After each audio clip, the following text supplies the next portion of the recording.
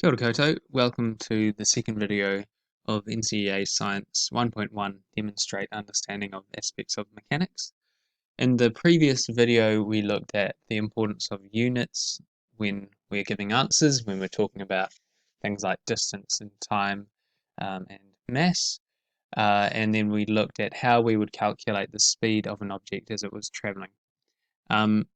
Today we are going to be looking at a technique that we can use to rearrange formulas. So with this standard we'll be given a set of lots of different formulas. We had them written down here somewhere.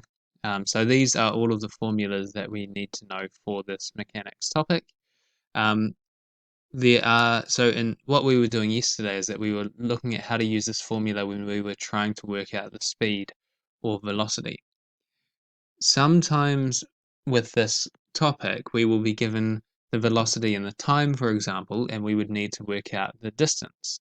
Or for the other equations, we would be given the different variables, and we would have to rearrange these equations here. So today we're going to look at a technique of how, for example, if we were trying to work out the distance, how we would rearrange this equation to find the distance. So to do that, we can use formula triangles. So to do formula triangles, there's sort of there's two types of formulas that we will get, or not really types, but this is just how I describe it to make it easier. So the first one, what we did yesterday, was we had that velocity equals the change in distance over change in time. So we need to work out, so if we knew the velocity, so let's say we'll write ourselves a question. So let's say an object was traveling at, I don't know, 5 meters per second, meters per second for 10 seconds. How far did the object travel? So in this question, we know the velocity. We know the velocity is 5 meters per second, and we know that it's traveled for 10 seconds. What we are trying to work out is the distance. So to rearrange this, what we can do is put it into a formula triangle. So to do the formula triangle, first of all, we would draw a triangle, and there's 3 places where this can go. Where we need to put each variable. So we need to decide where each variable goes, whether v goes in this box, or this box here. So for this one where we've got a variable equals something divided by something else, the trick is that you take the variable that's on the top of the divided by sign. So in this case it's change in distance, and you put that at the top of the triangle. So you would put change in distance there. Then with the other two, it doesn't matter where you put them, on the left or right, you just put them down the bottom. So on the bottom of this triangle, the bottom 2 squares, we're going to have velocity and change in time. So that's how we put the variables into this triangle. Now, how do we actually use this triangle to rearrange it to make put d on this side of the equation? So what we do is to complete this triangle is we can just put a times here and a divided by sign here. So what that means is that if we cross out, so we would hold our finger over the variable that we're trying to find. So in this case, we're trying to find the distance, so we hold our finger over the distance. So I'm not sure how I could do that with this on here, but what I might do is I'll just cross it out. So we'll cross out that. So you hold your finger over it, and then you write d, so change in d equals. So hold your finger or cross that out over there, and then we write the remaining 2 variables.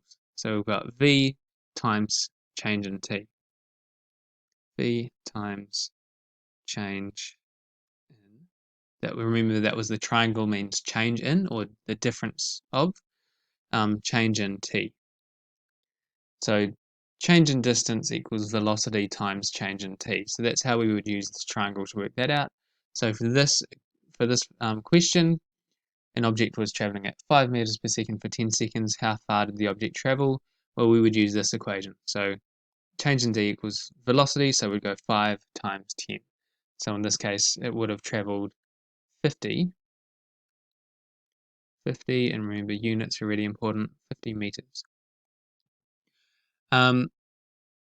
So we'll do another example, and this time we will try and work out the time of a question. So let's say an object travels at 7 meters per second for distance of 28 meters. How long does the object take to travel this distance?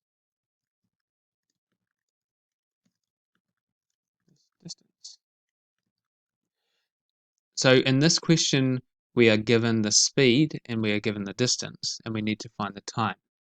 So I'll draw out that triangle again.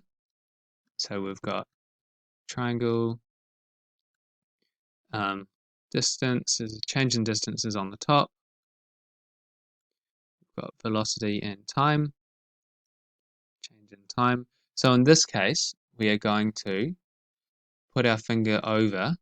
So you can just use this on the screen or in your books. We'd put our finger over the time. So cross it out. And as you do that, you want to write down change in time equals.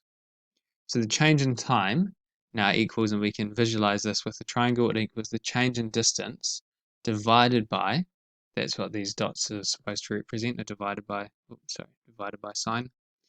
So this represents that if we put our finger over that, we've got change in distance divided by velocity. So the formula will look like change in distance over velocity. It's not supposed to be a triangle. There we go. So then we just need to plug in the values. So we've got the object travels at 7 meters per second over a distance of 28 meters. So we'd go 28 divided by the velocity, which is 7. And so that should equal 4. So it takes 4, remember units are really important, 4 seconds for that object to travel 28 meters. So that is the first type of formula. I say type of formula, that's in this, it's in this format. So it's got something equals something divided by something else. Now we haven't looked at any other formulas yet, but I'll take an example from there. The other sort of arrangement of formula that we'll see is when something equals something times something else.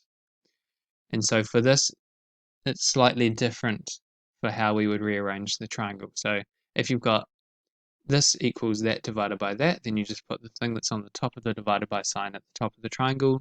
For this one, if it's one variable equals a variable times another variable, then we put the variable that's before the equal sign, we put that on the top of the triangle.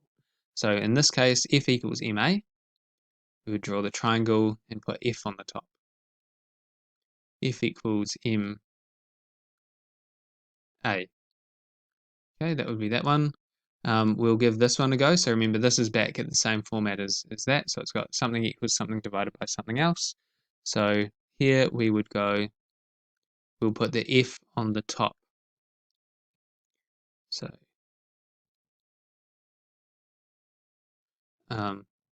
f divided by p, pressure times area.